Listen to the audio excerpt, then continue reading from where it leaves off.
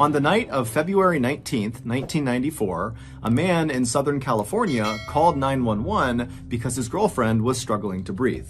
When the 911 dispatcher picked up this man's call, he was very distraught and asked them to please send an ambulance as fast as you possibly can. But despite how upset this man was on the phone, he was not actually surprised this situation was unfolding. His girlfriend, 31-year-old Gloria Ramirez, had been diagnosed with terminal cervical cancer just 6 weeks earlier, and the doctors had told her that she likely did not have much time left. And, making this even more tragic, Gloria had actually gone into the hospital a few years earlier with symptoms and signs that she likely had cancer, but the doctors missed it. Had they caught it back then, they likely could have saved her. Still, after receiving her very grim diagnosis just a few weeks earlier, Gloria had resolved to fight her cancer as best as she could. After all, she had a lot to lose. Gloria had 2 young kids. She had a boy and a girl who were 9 and 12 years old respectively. And Gloria absolutely adored them and really devoted her life to them. In the evenings, she would play with them and help them with their homework, and the whole time she'd be cracking jokes to make them laugh and smile. And then even when Gloria was not actively parenting her kids, she was always a very positive presence in their lives. She was optimistic, she was happy, she was upbeat, and oftentimes she could be found wandering around with a big smile on her face, singing a religious hymn to herself. So, when Gloria got this terrible news that she had late-stage cancer, she was obviously terrified and sad, but she was also very determined to find a way to survive because she knew her kids still needed her.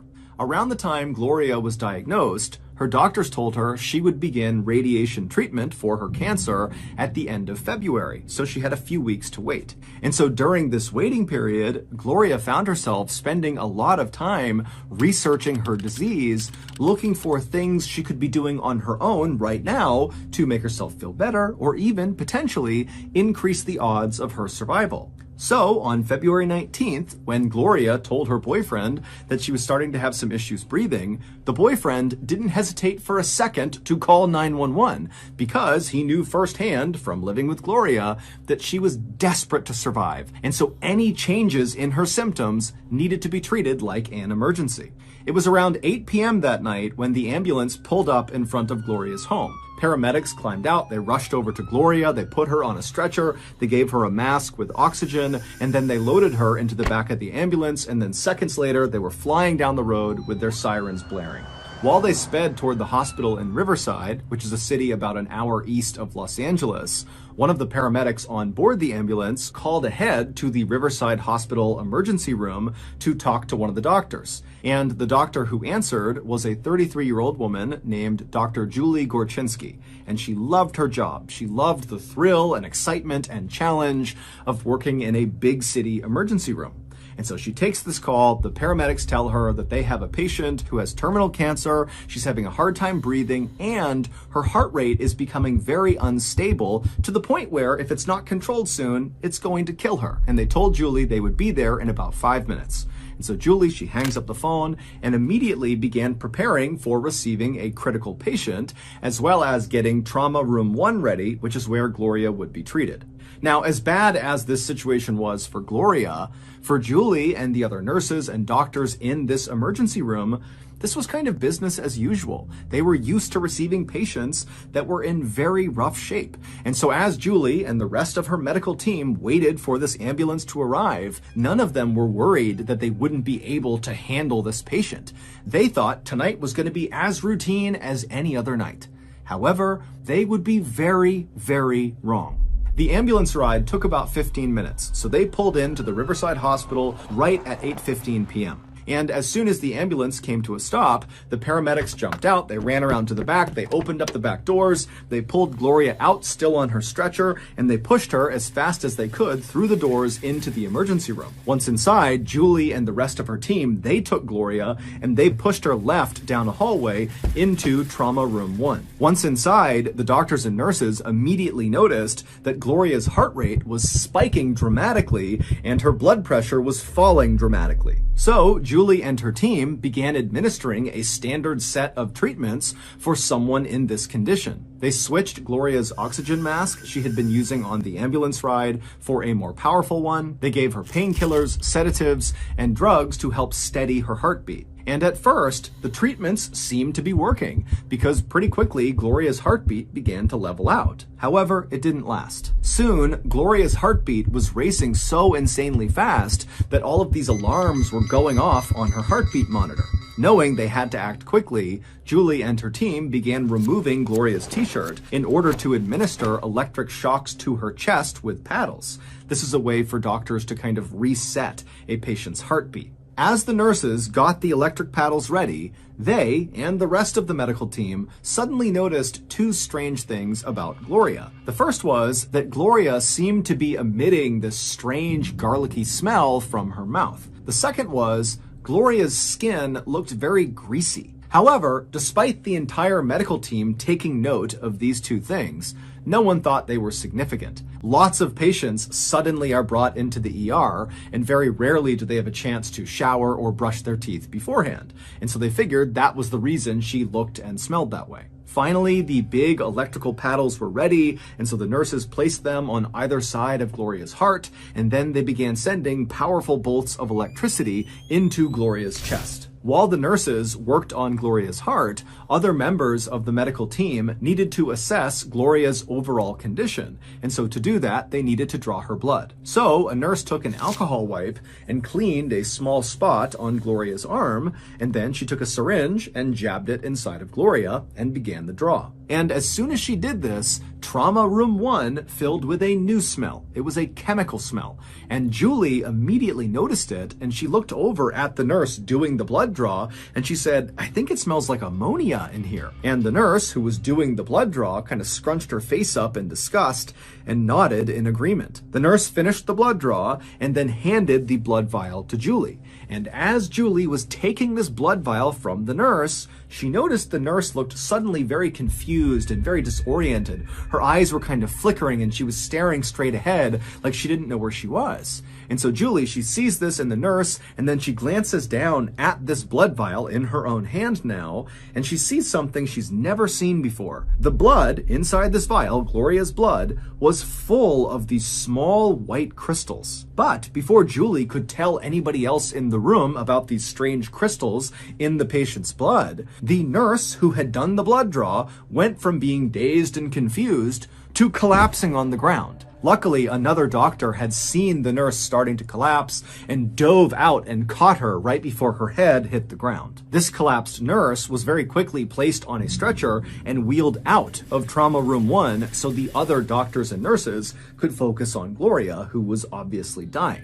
And so Julie, who was still just standing in the middle of this room holding this vial of blood, was wondering what the heck just happened to her colleague. And she's also looking down at these crystals thinking, I've never seen this before. What does this mean? And right as she was about to flag one of the other medical team members over to look at it, Julie began feeling very nauseous and her head started spinning. And then she felt like she might collapse. And so not wanting to cause any more distractions for the main team, she quickly placed this vial of blood on a nearby tray. And then she quickly made her way out of Trauma Room 1 and sat down in a nearby chair. And as soon as she sat down, another staff member at the hospital who had not been inside of the trauma room ran over to Julie and asked her, hey, are you okay? And Julie, she looked up at the staff member and she tried to speak, but she couldn't.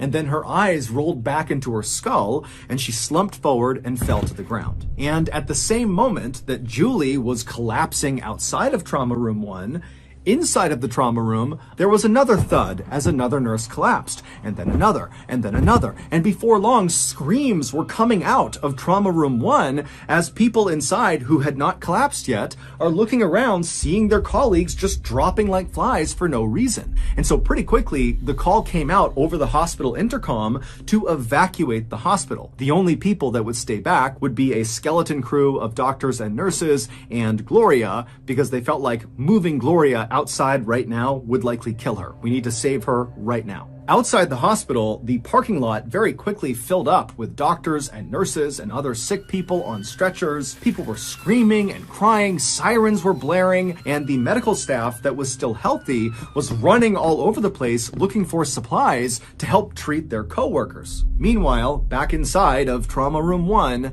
things for Gloria only seemed to be getting worse. The 4 doctors and nurses who had stayed back continued to administer more drugs, more shocks to her chest, more oxygen, but no matter what they did, her blood pressure continued to fall and her heartbeat became fainter and fainter and fainter. Finally, at 8:50 p.m., roughly 35 minutes after Gloria had first been wheeled into the emergency room, she died. In that 35-minute window, 23 of Riverside Hospital staff had either collapsed or become very sick and then collapsed, and many of them had to be hospitalized. But the most affected person by far was Julie. She was in such bad shape by the time she made it out to the parking lot that she was actually put on an ambulance from her hospital and driven to another hospital where she was admitted to their intensive care unit. And there, a nurse drew her blood, and in it were little white crystals, just like in Gloria's blood. At 11 p.m. on the same night all this craziness happened, a hazardous materials team dressed in full hazmat suits entered the Riverside Hospital to look for a chemical leak, because that was the running theory that some sort of leak had happened in the hospital, it had made its way into Trauma Room 1, and that's what had caused everyone to collapse and get sick. But despite an extensive search, the hazmat team did not find any leaks. Stumped, authorities decided to just be extra careful around this hospital and around Gloria's body until they figured out what had happened, because the fear was there was some sort of unknown or hidden toxin either in this building or on or in Gloria's body. 6 days after the incident, inside of a special airtight room, while wearing full body protective suits, doctors performed an autopsy on Gloria. And they discovered there was absolutely nothing toxic inside of her. In fact, the autopsy only revealed that Gloria had died of natural causes. Her cancer had caused her heart and her kidneys to fail. Meanwhile, although the other medical staff members who had gotten sick inside of Trauma Room 1 had mostly recovered, Julie just could not seem to get any better. She had breathing problems and pancreatitis, which is the inflammation of the pancreas, and it's very painful, and her bones were literally just starting to die, leaving her in a wheelchair. Gloria's family blamed Riverside Hospital for Gloria's death, insisting that these toxic fumes that must have been present inside of Trauma Room 1 came from the hospital, and those fumes are responsible for what happened to the staff, and they are responsible for killing Gloria. And in fact, 3 times in the 3 years leading up to Gloria's death, Riverside Hospital had had some issues with hazardous materials making their way into the hospital. There was sewer gas that came in from a drain. There was a toxic gas that was created from a sterilizer that made 2 people in the hospital sick, and some of the hospital's water was found to have algae in it. But the hospital said they checked their hospital, there was no leak, we did not cause whatever toxic fumes were inside of Trauma Room 1, and so we are not responsible for what happened to our staff or what happened to Gloria. Riverside Hospital would be searched again and again for some sort of leak. Also, Gloria's home would be searched for toxic gases, and Gloria would be autopsied 2 additional times. But no one could find anything toxic anywhere. So eventually, California's Department of Human and Health Services came forward and said they had the answer to what had happened inside of Trauma Room 1. They said it was mass sociogenic illness. Mass sociogenic illness is when a group of people all believe they have the same illness, even though there's nothing wrong with any of them.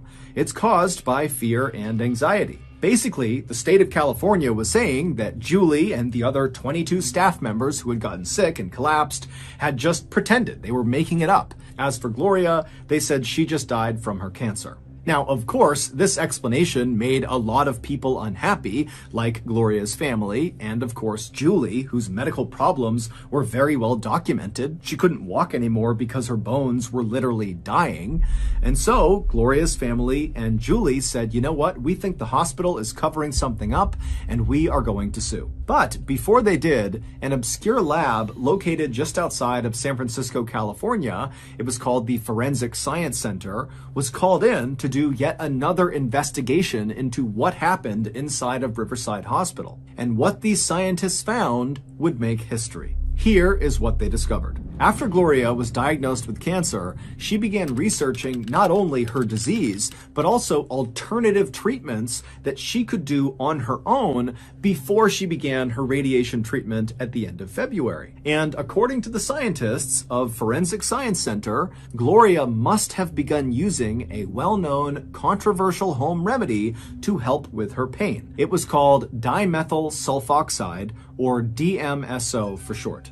In the 1960s, DMSO was prescribed to treat pain and anxiety, but as it became more popular, it was discovered that it could cause eye damage, and so the government said, you can't use this anymore. But even though DMSO was no longer available as a medicine, it was still being sold in gel form inside of hardware stores as a heavy-duty degreaser. And it was this type of DMSO, the gel form, that Gloria had begun rubbing all over her skin, head to toe. This was the reason when she arrived in the emergency room, her skin looked greasy because she was literally covered head to toe in this gel.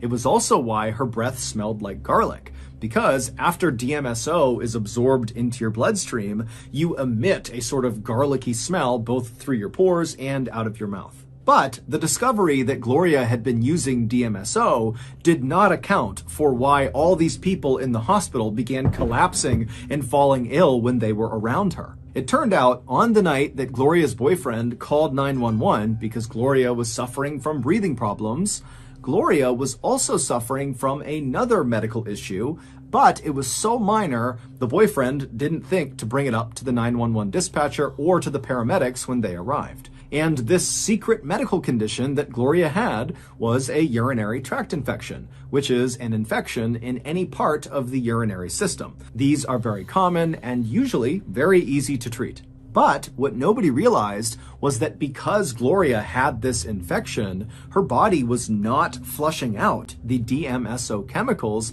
that had seeped inside of it from all this gel on her skin. Still, even very large amounts of DMSO chemicals inside of your body or on your skin is not enough to cause any harm to you or people around you. The danger started when the EMTs in the ambulance put that oxygen mask on Gloria's face as they transported her to the hospital. Suddenly, there was this new chemical being introduced into Gloria's body, oxygen.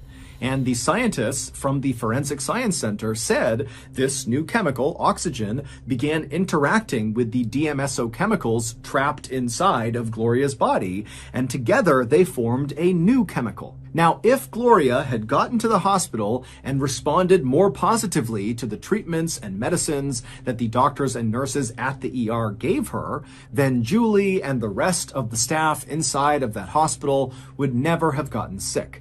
For that to happen, for that catastrophe to play out inside of that hospital, two very specific things had to happen in the correct order. And they did. First, there was the electric shocks. When the medical team was pumping electrical shocks into Gloria's chest, the scientists from the Forensic Science Center say those charges of electricity interacted with that new chemical that had been created inside of Gloria, and it changed this new chemical again. And this time, the change made the chemical deadly. It became what's known as dimethyl sulfate, which was used as a chemical weapon in World War I. Once Gloria received those shocks to her chest, her body basically became a canister of nerve gas. And then one of the nurses drew Gloria's blood, which was the second event that ultimately set off the catastrophe. Emergency rooms are typically kept fairly cold, roughly 66 degrees Fahrenheit. But when this new deadly chemical was created inside of Gloria, it was still inside of her body where it was warm. And for dimethyl sulfate, when it is warm, it's unstable and much less dangerous. But when that nurse drew Gloria's blood, inside of the blood was the deadly chemical, and now it was no longer in Gloria, it was in this cool 66-degree room, and so it began to stabilize and started producing those little white crystals inside of the blood vial that Julie saw, and as it stabilized, it turned into a gas, and it filled the room, and the staff began to breathe it in. The scientists from the Forensic Science Center do not think that this mass poisoning event contributed to Gloria's death, meaning Gloria did really die from her cancer. Gloria's family has denied that Gloria ever used DMSO, and they still insist that the hospital was responsible for Gloria's death.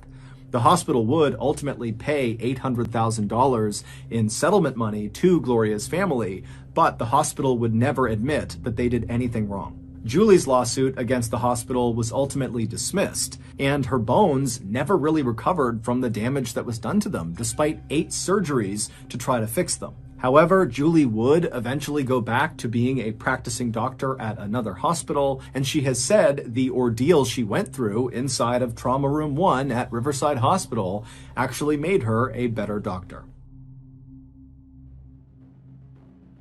So that's going to do it. If you got something out of today's episode and you haven't done this already, please sneak into the Like Button's house and set all of their clocks back 1 hour.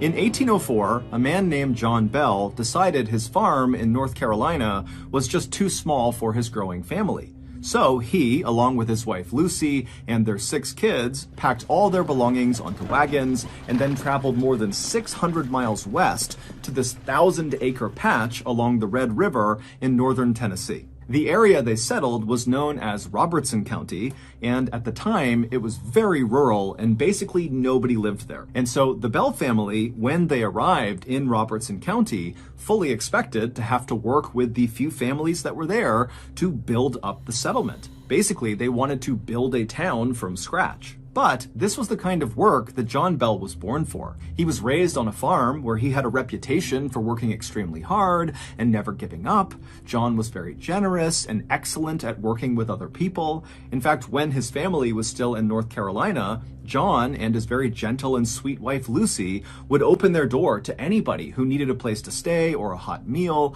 and sometimes John would just give money to his neighbors when he felt like they were down on hard times. So, after arriving in Robertson County, and after the Bell family had met their few neighbors, John Bell got right to work. First, he began clearing trees off of his land, and then with that lumber, he built a 1.5-story log house up on this hill not far from the Red River.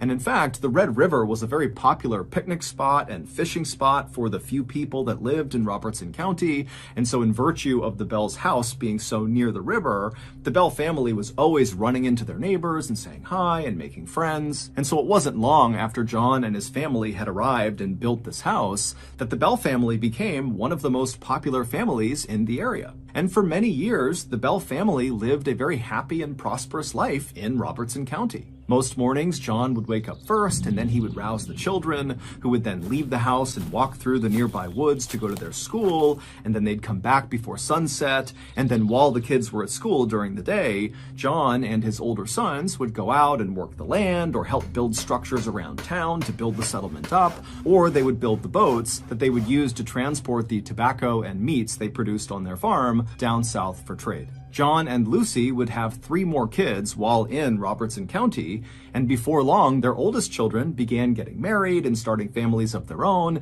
and building their own houses nearby. But one summer day in 1817, so 13 years after the Bell family first arrived in Robertson County, John would have a very strange experience that at the time he would completely write off. But years later, they would look back and say, that's when it started. On that summer day in 1817, John was by himself. He was out walking through his cornfield near his house when he looked out and he saw this big dog just sitting in the middle of the cornfield. Now, there were lots of dogs around Robertson County, so it wasn't unusual to run into a dog while you were out and about. But there was something off about this dog. It almost looked misshapen, like its bones had broken many times over and reset at awkward angles. And this dog just looked way too big to be a dog. It almost looked more like a big wolf. And this dog was staring at John in a very human way, not breaking eye contact, staring right at John. Now, John was not someone who easily spooked.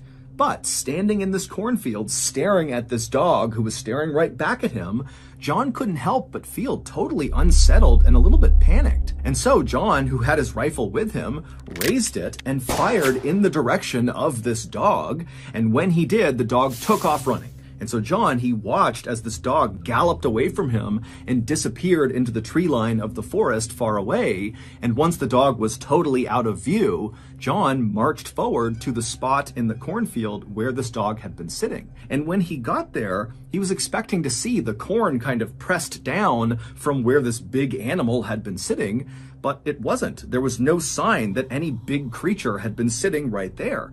And as he looked around him, he saw there were no paw prints, no tracks on the ground, either coming to this spot or going in the direction that he watched this big dog run off. John was totally confused by this, but after sitting there kind of wondering how this could be, he just told himself, you know what, I'm overthinking this. It was just some big ugly dog and a missed shot. This is no big deal.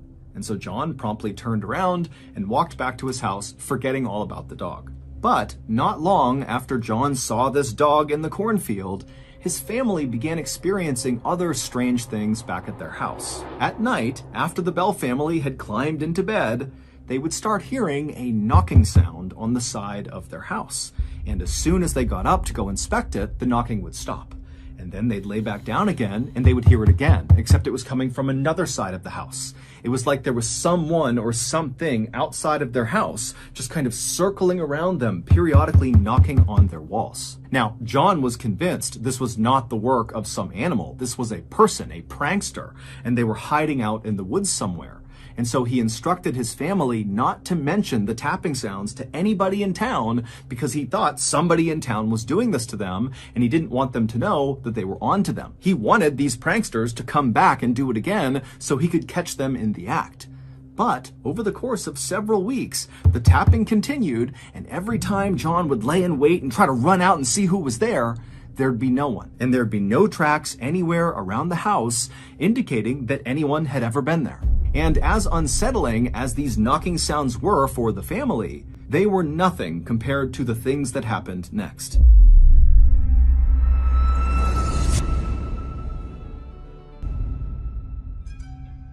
One Sunday night in May of 1818, so roughly 1 year after John had seen that big dog in the cornfield and a couple of months after the knocking on the walls had begun in the Bell's household, 4 of John's sons were asleep in their bedroom inside of their home when they woke up to the sound of what sounded like a rat gnawing on one of their bedposts. Now, these boys were sleeping in 2 bunk beds, and the 2 oldest brothers were sleeping on the lower bunk. And so they instinctively got up, stepped onto the floor to go find this rat, but the second they stepped onto the floor, the gnawing sound completely disappeared. The 2 boys searched the room for this rat, they couldn't find it, and when they checked all of the bedposts, there was no sign that any of them had been gnawed on. So the 2 older brothers finally just kind of shrugged it off and climbed back in bed. The moment they closed their eyes, the gnawing sound began again. Except now it was louder and more frantic, like whatever was under there was desperately trying to chew through the wood of their beds. But again, when the two older brothers leapt out of their bed to go find whatever animal was doing this, the sound would completely stop and the room would go still. The boys searched the room again. There was no sign of any rat or any animal. There were no marks on the underside of their beds. And so they had no idea what to make of this. The gnawing sounds would continue all that night, making it nearly impossible for these boys to sleep, and it would happen again the next night the same way. But on the night after that, so the third night, the boys heard a new sound in their room. As they're laying in their beds, exhausted from barely sleeping the last 2 nights, they began hearing what sounded like someone gasping for air underneath their beds. Like they were being choked, they were gulping and smacking their lips and clawing at the underside of the beds. The 2 oldest boys were terrified, but eventually worked up the courage and leapt from their bed to confront whatever was underneath them. But again, as soon as their feet hit the floor, the sounds completely stopped and the room went still. But this time, the boys were so frightened, they decided not to try to just go back to sleep. Instead, they woke up the rest of their family, and the Bell family searched the entire house, top to bottom, looking for any indication of what could have been making those sounds. But there was nothing in their house. There was no marks from some animal or rat. I mean, there was no indication that anything was other than normal. Now, to this point, the Bell family had not told anybody in town about either the knocking sounds on the walls, or the rat gnawing sounds, or now the gulping for air sounds. And a part of that was because John had told the family, don't tell anyone because we're going to catch whoever's doing this. But another part of it was the family knew as soon as they brought this stuff up, they could be the target of ridicule because people wouldn't believe them. But after this night, with the gulping and gasping sounds, the Bell kids really could not sleep anymore. They were just up all night, terrified. And so finally, John went to one of his neighbors who he was very close with and confided in him that something weird was happening inside of his house. Now, John was not the kind of person who made things up. He was very straightforward, very honest. He didn't even tell jokes. And so this neighbor, as he's listening to this unbelievable story, just takes John at face value and says, you know what? I'll stay the night in your house and I'll see if I can hear all these strange sounds. That night, the neighbor would stay with John Bell and his family in the Bell household. And sure enough, the neighbor would hear the tapping on the walls, he would hear the rat gnawing on the wood post in the boys' room, as well as that gasping and gulping sound coming from the boys' room. And this neighbor was so terrified that he did not last the night in John's house. He left in the middle of the night to go back to his house. After this, word spread quickly around Robertson County about what was happening at the Bell household, and the way the townspeople reacted was very supportive. I mean, the Bell family had been instrumental in building up the settlement, and John and his wife Lucy were so kind and generous, and so the townspeople decided that they were going to find a way to rally around the Bell family and try to help them. So other people in town began volunteering to spend the night inside of the Bell household with the Bell family. One, because they wanted the Bell family to feel some security, having some more people around them. And two, these people were thinking that maybe just their presence inside of the Bell household would scare off whoever or whatever was tormenting the Bells. But no matter who stayed inside of the Bell household, the noises persisted every single night. Townspeople came up with all sorts of explanations for what was happening to the Bell family,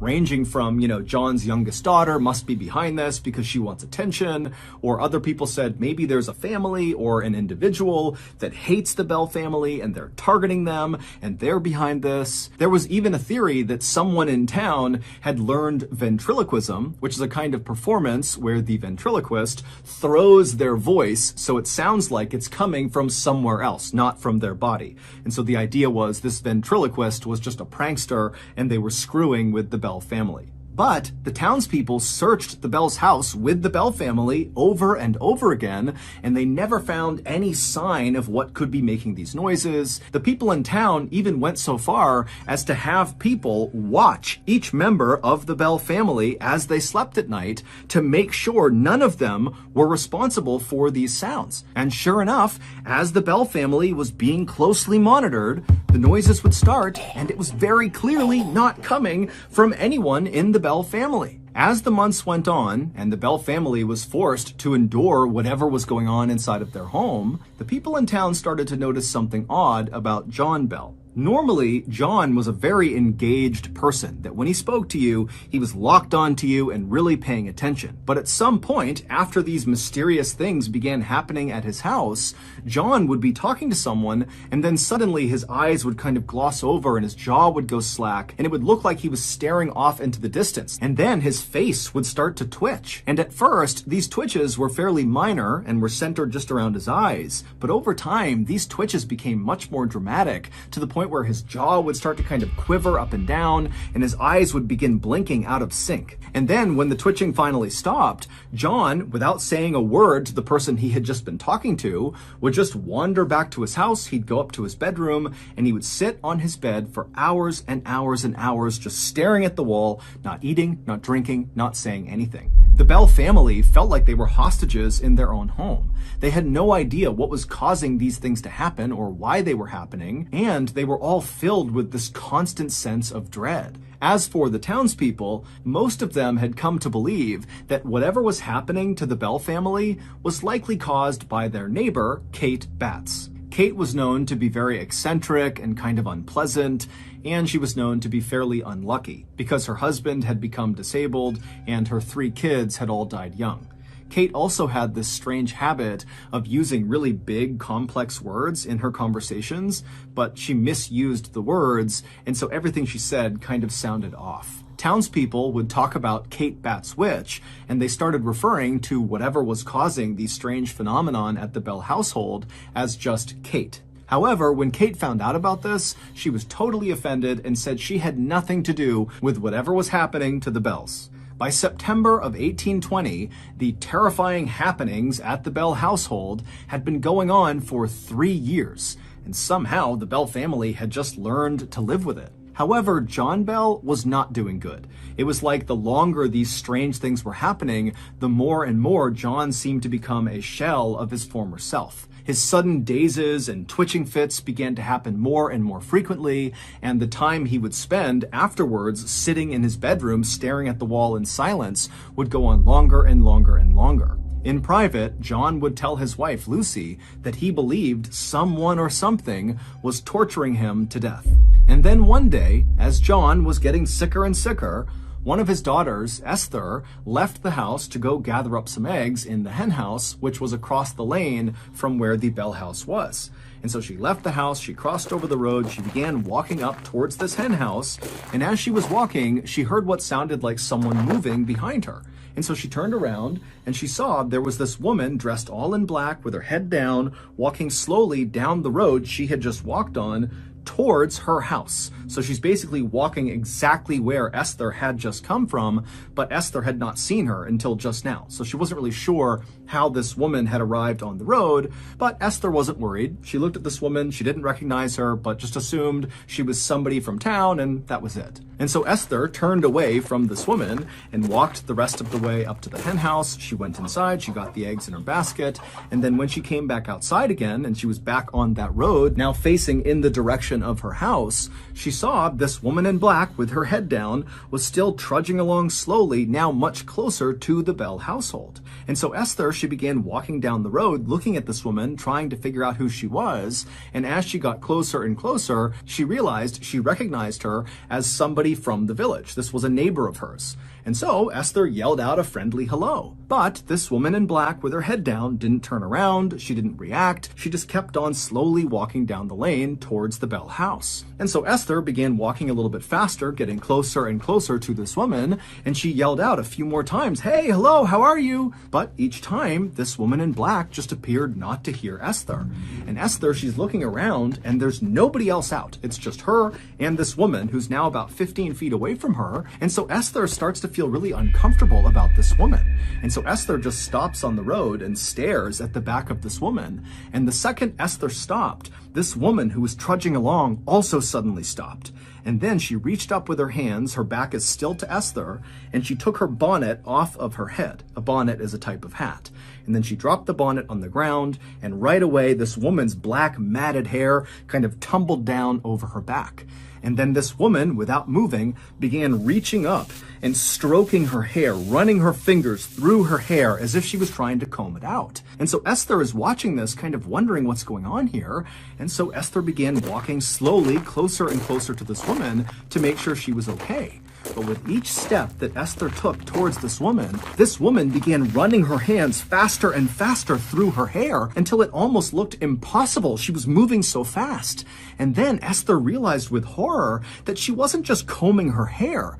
This woman was grabbing clumps of her hair and pulling them out of her head. In fact, Esther could literally hear the hair being ripped from this woman's scalp. And so before long, there was hair all over the ground around this woman. And so Esther at this point is terrified. She thinks there's something wrong with this woman. And so she runs around this woman without looking at her, charges into her house, which is right in front of this lady. She goes inside, she locks the door behind her. And then Esther calls out for one of her sisters who was home and said, "Come here, come here." And the two of them went to the front window and they look out onto the road and they see the woman. She's still there in the same spot, ripping her hair out, but Esther makes eye contact with this woman. And the second that happens, the woman freezes. Her hands are still in her hair and she's looking directly up at Esther. And Esther and her sister, they're kind of taken aback by the way this woman is looking at them. And then this woman slowly brings her hands down and she's staring up at Esther the whole time. And then she turns suddenly and walks around the side of the property out of view of Esther and her sister. And so Esther and her sister, they shriek, they leave the front window and they run over to the side window where this woman was heading. And they saw this woman climbing up and over their fence, getting into their side property. And behind her were now 3 children who they had not seen before, just marching right behind this woman in black. And so this woman and these 3 children, in plain sight of Esther and her sister, they walk into this grove of trees on the Bell property. And so Esther and her sister, they're just staring. They have no idea what's happening. And then one by one, the woman first, then each of the children climbed their own trees. And then once all 4 of them were up in these trees, they turned around so they were all looking directly at Esther and her sister, and then they all began swaying with their bodies in the trees, getting these trees to bend and wave hard left and right. And so Esther and her sister are horrified, and as they're staring, Esther's husband just happens to come through the front door. And so Esther yells for him to come over here and look out the window, look what they're doing out there. And so Esther's husband, he runs over to the window and he looks out, but he can't see the woman or the 3 kids. He can only see trees swaying unnaturally left and right.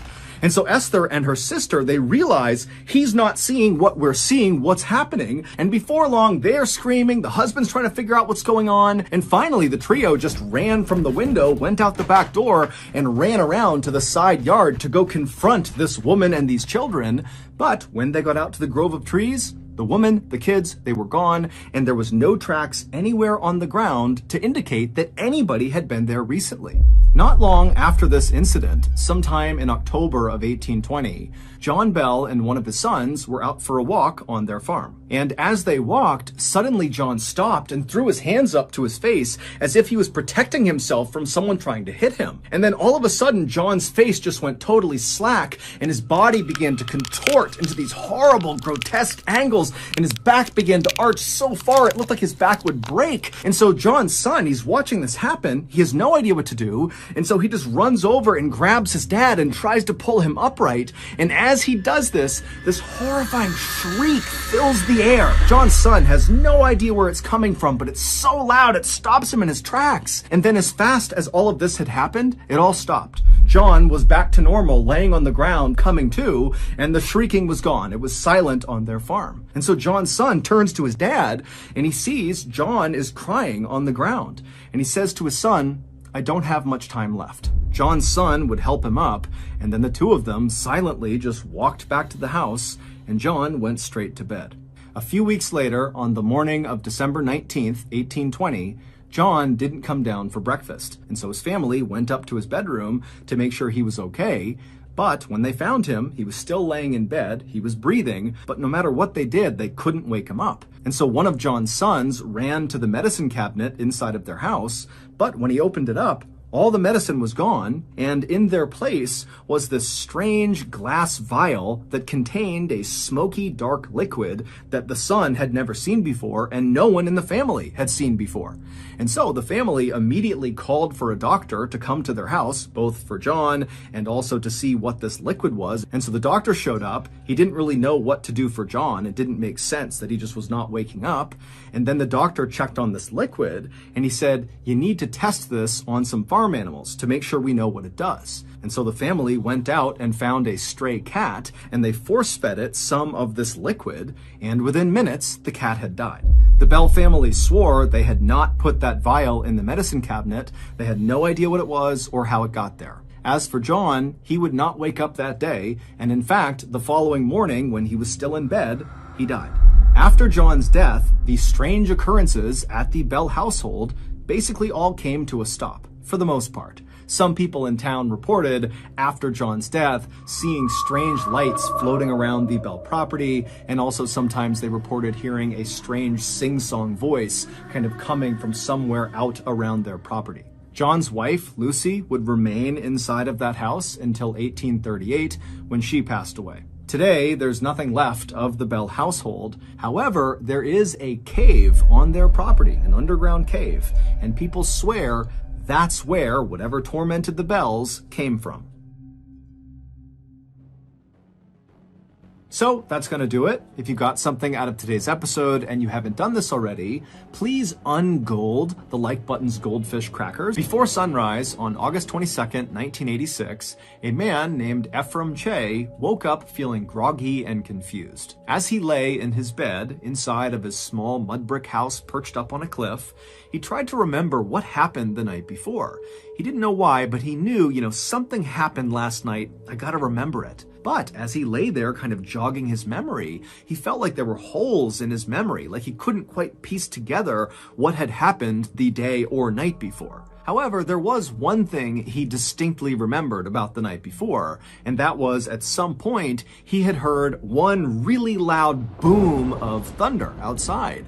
And Ephraim, kind of somewhere in the back of his mind, had thought, oh, it's going to rain tonight, and maybe when I wake up it'll still be raining. And then Ephraim, no matter how hard he focused, he couldn't really remember how much time passed after hearing that booming sound and then getting in his bed the night before. But at some point he remembered being in his bed and feeling kind of sick. And that was it. That was his whole memory of the night before. And so that morning, August 22nd, when Ephraim has suddenly woken up feeling confused, he rolled over and he looked out the window right nearby his bed, and he looked outside and he saw the sky was clear and the grass was totally dry. There was no indication that it had rained anytime recently. And so Ephraim is thinking to himself, something is definitely off here, but I just can't get my mind right. And so finally, Ephraim just sits up in his bed, he swings his legs out of his bed onto the ground, he stands up and practically falls over once he's on his feet. But he eventually gets himself back up, kind of steadies himself, and then he thinks, okay, I need to go check on my 4 kids and make sure they're okay. But the second Ephraim began to move in his house, it was like his body didn't obey his mind. Because moments later, instead of checking on his kids, Ephraim had wandered out his front door and was just standing out in front of his house, just kind of staring off into the distance, having no idea why he walked out there. The village where Ephraim lived was called Nios, and Nios is extremely rural. There's no electricity, there's no running water, and there's no paved roads for miles. The village is actually split into 2 parts. There's Upper Nios and Lower Nios.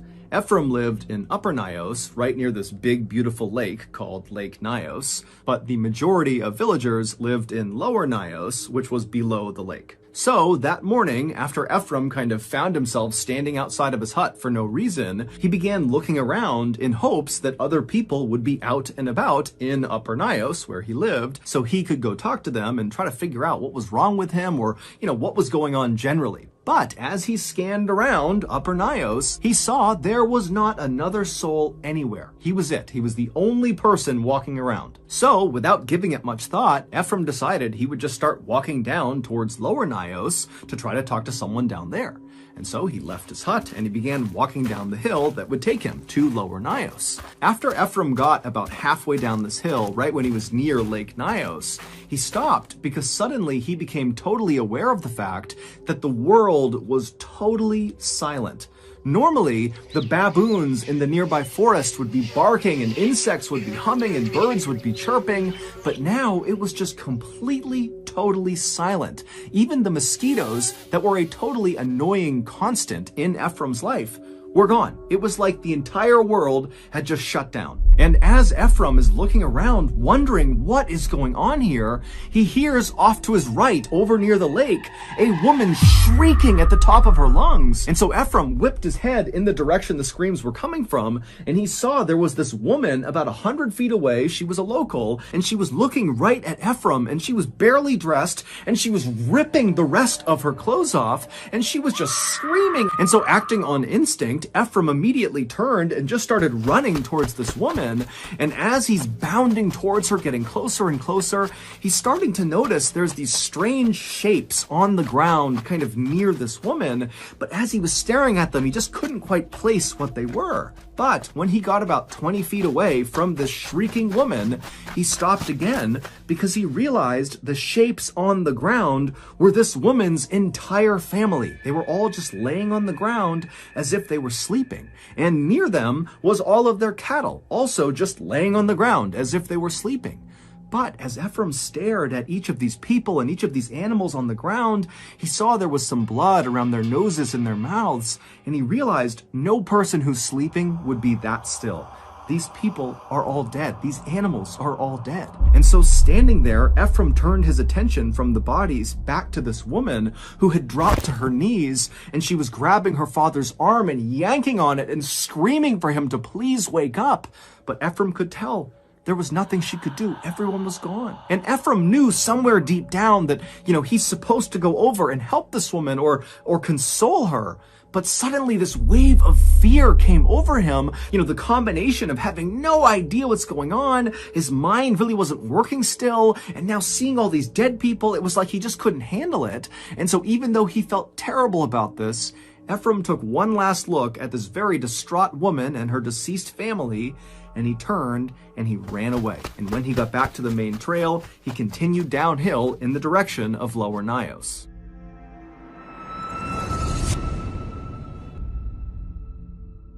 The villagers in Lower Nios lived in these tiny huts with tin roofs that were closely grouped together, and usually, even early in the morning, Lower Nios was a very happy and lively place with kids running around and animals walking in the road and music playing. But as Ephraim came down the hill and was within earshot of Lower Nios, it was deadly silent. And so with panic starting to rise inside of Ephraim, he began to run at full speed, hoping that when he turned the corner and looked down the main road of Lower Nios, he would see the people he was hoping he would see.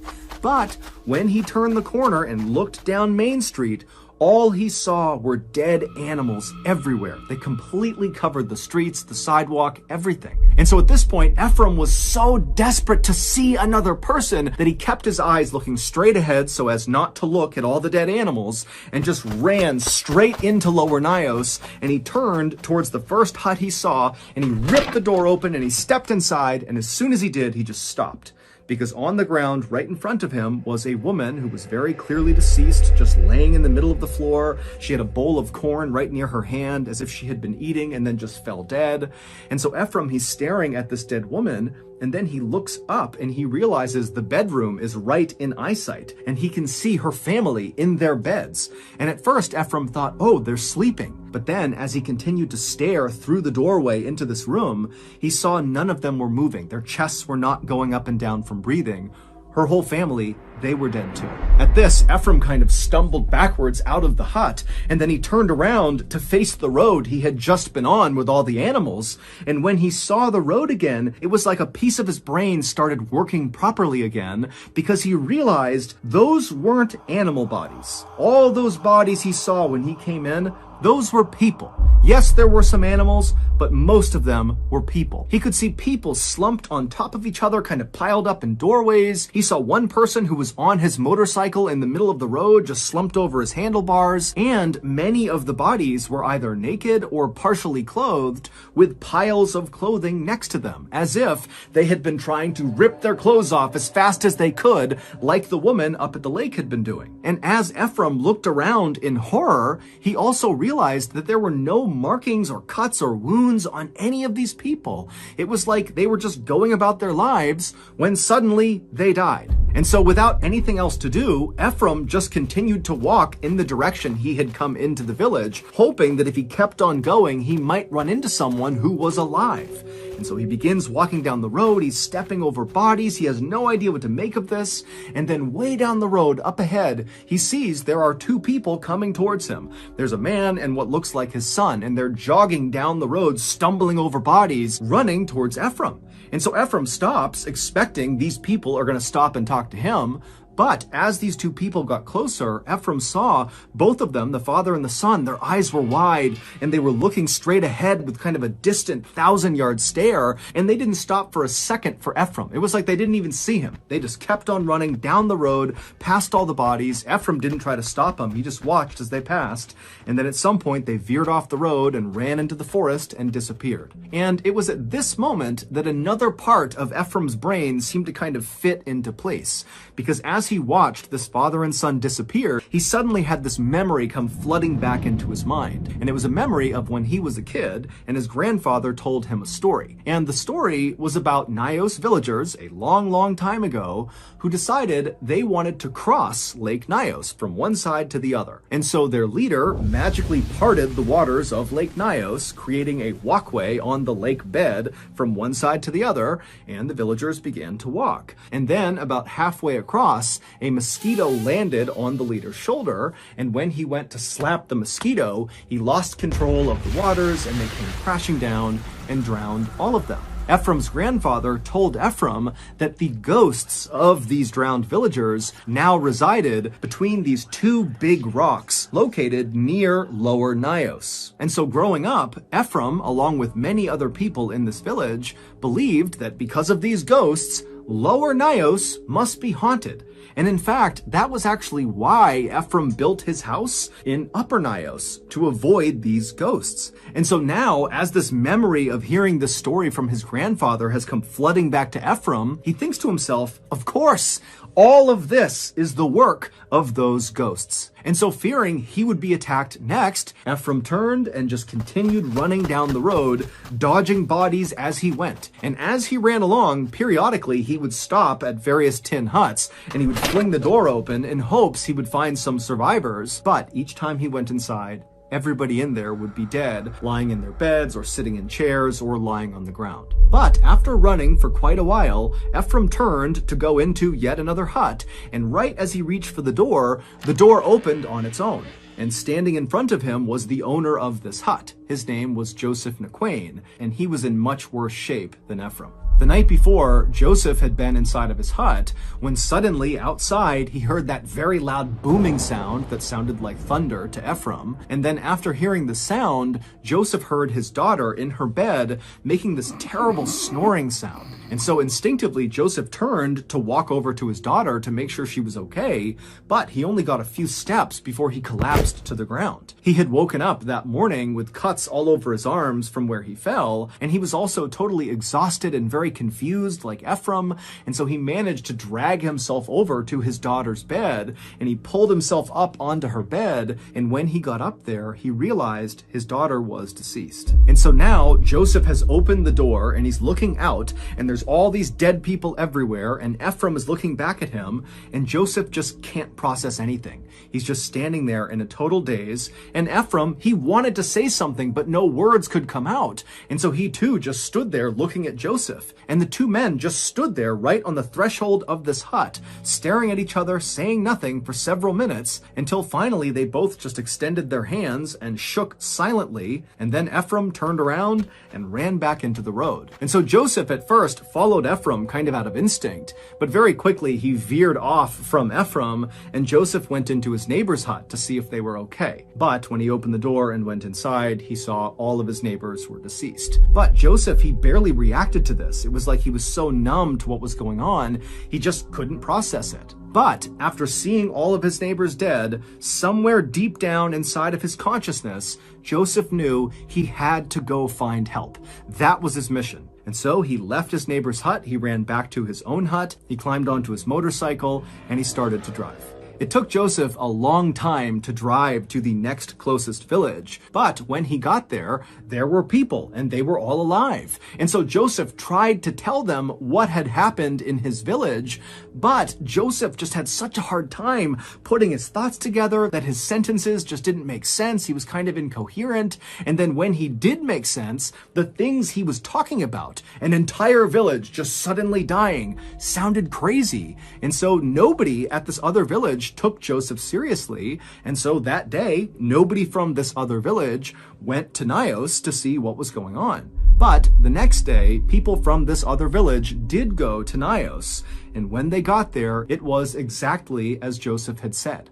The whole village was dead. And as authorities would soon find out, it was not just Nios that was affected by this tragic event. Several villages not far from Nios had also suffered mass casualty events on the morning of August 22nd, 1986. And soon, news of these strange mass death events in West Africa were making the news all over the world. And so on August 25th, 3 days after this terrible event, an American scientist named Joseph Devine turned on his TV and saw the news coming out of West Africa. The newscasters were totally baffled about how this could have happened, and no one can figure out what killed these people. And Devine is just staring at his TV in shock, and then he turns, runs to his phone, and he calls his contact at the US government and told them, "You gotta send me to Nios." And because his contact knew Devine's background, he immediately said, "Yes, I'll get you on a flight as soon as we can." Devine and his scientific partner,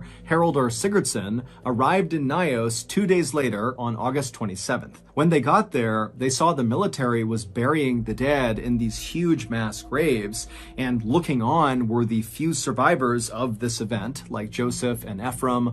Along with Ephraim's family, they also survived, as well as other villagers who had come to see what happened. And so as Devine and Sigurdsson kind of maneuver their way through this crowd of very solemn people, they heard them talking about what they thought happened to all these people. And the theories ranged from secret governmental experiments to invisible superweapons to even atomic explosions. Others, like Ephraim, believed this was paranormal, that those ghosts from the drowned villagers had attacked the village. But Devine and Sigurdsson were reasonably sure that none of those theories were correct. They felt like they did know what actually happened because they had actually witnessed a tragedy like this before, but on a much smaller scale. 2 years earlier, and 60 miles south of Nios, in an area called Lake Manoon, 37 people suddenly dropped dead. And Devine and Sigurdsson had been sent out there to try to figure out what happened to these people. And after lots of experimentation, they came up with a theory that explained what happened. And they called it unknown unnatural hazard. They tried to warn people in the area that this could happen again. And in fact, Sigurdsson had written an entire scientific paper about this theory and submitted it to a prestigious science journal. But nobody took Devine or Sigurdsson seriously. What they were proposing sounded made up. It sounded preposterous. But now, in Nios, it looked very much like their unknown, unnatural hazard had happened again. Devine and Sigurdsson would leave the group of people watching this mass burying take place, and they would make their way up the hill to Lake Nios, where they would immediately get to work taking water samples from deep inside the lake. And after capping these samples, the lids began popping off. And that was the moment that Devine and Sigurdsson knew their unknown, unnatural hazard theory had to be correct. Lake Nios is not your typical lake. It is a crater lake, which means it sits inside of a volcanic crater, which is a big, deep, bowl-like pit that was formed from a past volcanic explosion. And because of this volcanic activity, there is carbon dioxide in Lake Nios. A lot of carbon dioxide. Carbon dioxide, or CO2 for short, is an odorless, invisible gas that we actually breathe out when we exhale. Now, if you inhale a little bit of CO2, that won't hurt you. If you inhale a little bit more, like a medium amount of CO2, you could feel dizzy and nauseous. Your skin will start to feel like it's on fire. You'll have rapid breathing. It'll be horrible, but you'll most likely survive if you stop breathing CO2. And if you breathe in a ton of CO2, you're dead. The CO2 in Lake Nios had been trapped at the bottom of the lake for as long as anyone knew. But on the night of August 21st, 1986, something happened that caused that trapped gas to be released. Now remember, on that night, August 21st, Ephraim recalled hearing what he thought was thunder outside, and also Joseph would recall hearing a loud booming sound that night. Now, we don't know exactly what that sound was, but it's safe to say that that noise, whatever it was connected to releasing the gas. Maybe it was the sound of a rock slide and big rocks plummeted into the lake and hit the lake bottom and freed the gas that way. Or maybe it was just an actual volcanic eruption inside of the lake. Whatever it was, when the CO2 was freed, it bubbled to the top like it bubbled and popped off the lids of their sample tubes, and when it reached the top of the water, it kind of formed a cloud above the lake. Now, we can't see the cloud, but you can imagine a big cloud, and then this toxic CO2 cloud kind of rolled its way down the hill towards Lower Nios and other villages in the area. And when this big toxic cloud began coming in contact with people, with animals and insects, virtually all of them died. As for the few who survived, like Ephraim and his family and Joseph, they were left feeling horribly confused, disoriented, nauseous, totally dizzy from CO2 poisoning. But when they finally were able to get away from Nios and breathe fresh air, the effects of CO2 poisoning wore off and they were okay. This deadly CO2 phenomenon was exactly what happened on a much smaller scale 2 years earlier at Lake Manoon. It was the unknown, unnatural hazard that Devine and Sigurdsson had tried to warn people about. The official death toll of the Lake Nios disaster was more than 1,700 people and more than 3,500 livestock, although exact numbers will likely never be known. Today, people have moved back into Upper and Lower Nios, including Ephraim, despite the fact that authorities have said that lake is still very dangerous and another unknown, unnatural hazard, aka a CO2 disaster, could absolutely happen again. So that's going to do it. If you got something out of this episode and you haven't done this already, please offer to make the like button a s'more, but instead of using chocolate, use mud.